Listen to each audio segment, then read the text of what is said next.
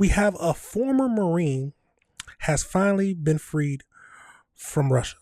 And it looks like we didn't have to trade anybody for him. Now, the most recent time we heard about this popular topic of people getting free from Russia, we talked about someone getting traded for the Merchant of Death.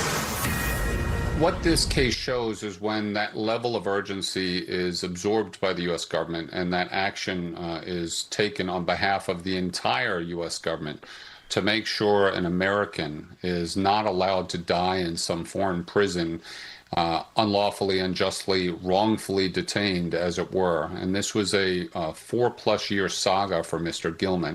Breaking today, Russia freeing former U.S. Marine Robert Gilman after spending more than 4 years in prison. President Vladimir Putin approving a humanitarian pardon, with Gilman now on his way home to the United States.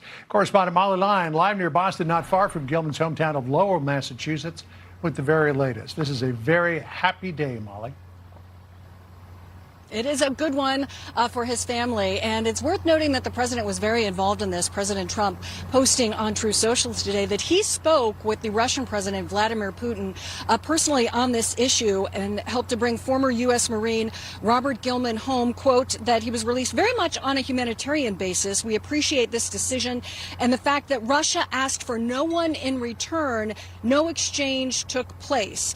The 32-year-old American is regaining his freedom right now, but he faces a pretty challenging road towards regaining his health. He is now on a State Department aircraft along with his mother and a medical team, making a swift journey back to the United States, first to Andrews Air Force Base in Washington, D.C., then ultimately on to Texas, where severe health concerns will be addressed. A statement from a family representative reads, Robert's full medical assessment will be done when he gets back to the U.S., and his family will join him at a U.S. military hospital in Texas as he starts the long road to recovery. Imprisoned in Russia since January 2022 during the Biden administration, accused of striking a police officer on a train and sentenced to over 4 years in prison. U.S. officials have long maintained that Gilman has been wrongfully detained. President Trump also noting in this Truth Social post that he spoke with Gilman and that he had one request, a great cheeseburger when he lands. The president promised, I will take care of that. A very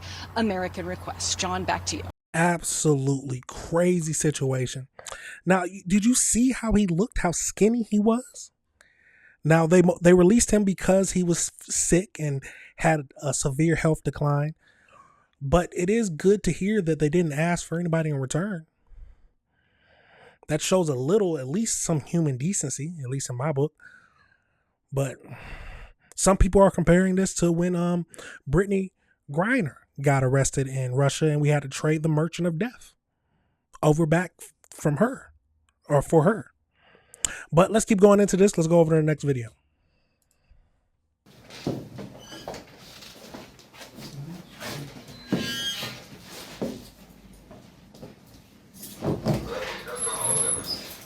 So where we are today with Mr. Gilman being on a U.S. government plane on his way home with his mom to the United States is the result of, one, a sense of urgency that the White House took very seriously and decided to leverage all of their effort. Two, quiet diplomacy on the part of many government professionals, including Special Envoy Steve Witkoff, Secretary of State Marco Rubio, and others. And ultimately, the realization by the Russian government that Mr. Gilman wasn't some pawn in a geopolitical game. He was a guy that was dying in their custody, a former Marine that, to our sense, was wrongfully detained. And they agreed to this humanitarian release, which was thankfully the absolute right course of action. We were receiving reports through his family and through the embassy that his health was in imminent jeopardy, that his life was in imminent jeopardy. The fact that he had been transferred from a prison to a hospital over 50 days ago, was having to be fed through a tube, was unresponsive. All of these things made everyone's sense of urgency realize, no, we need to make this happen right now, or else he may not come out of this. Now, I do wonder what was going on. I wonder if it was Russia, like Russia's prison system, that caused him to have this sharp health decline, or I don't know if it was sharp, but health decline in general, or if it was some like illness or disease that he has that it's just making light now. But let's keep going into this. The Russian government realized Mr. Gilman should not be some kind of pawn in a geopolitical struggle, in the great power competition between the US and Russia, that he is a former Marine, an American citizen that was detained, we assert again wrongfully under false charges, but they realized, look, there was no concession being granted if they release him. They're not losing any geopolitical power position by releasing him. This is a humanitarian release. It was the right thing to do. We're thankful that it happened. We still have 5 other Americans that we need to do the same thing for now. 5 other Americans are still being held in Russian prison. Now, I don't know exactly what they're charged with, but this is a crazy situation. Now, I do know that he was at first scheduled to only serve 4 years, but then it was about to go to a full decade. Absolutely crazy. Now, this is for allegedly punching a cop. Let's get over into the AI breakdown just to see what else we can find out about this whole situation. So, as we talked about, we got the former U.S. Marine Roberts has been released from Russia prison after more than 4 years of detention, following an intense weekend negotiation between U.S. and Russia. On August 11th, President Donald Trump announced that he was freed on a humanitarian basis after discussing this with the Russian President Vladimir Putin. The U.S. officials confirmed that no prisoner exchange or concession took place. Gilman, 32, had been detained since January 2022 on a disputed charges of assaulting a police officer and prison guards. He is returning to the United States in a frail, emancipated state and is scheduled to receive urgent care at the military hospital in Texas. So his health deteriorated to a life-threatening level, suffering from severe pneumonia and catatonic-like psychiatric state called dissociated stupor. On the flight home, he was reportedly to be walking and talking, but looked heavily emancipated. He is being evaluated by 4 onboard doctors and is transported to a rehabilitation center in Texas for extensive medical care and psychological care.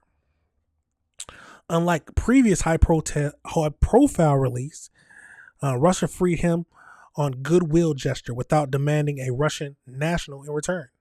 According to the social media update by the president, Gilman's singular request was for him to have a great cheeseburger. I mean, that's the first thing I want too.